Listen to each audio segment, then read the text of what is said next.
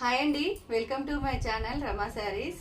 ఈరోజు వచ్చేసి మంచి స్పెషల్ ఆరెంజ్ కలర్ శారీస్ అయితే తెచ్చేసానండి.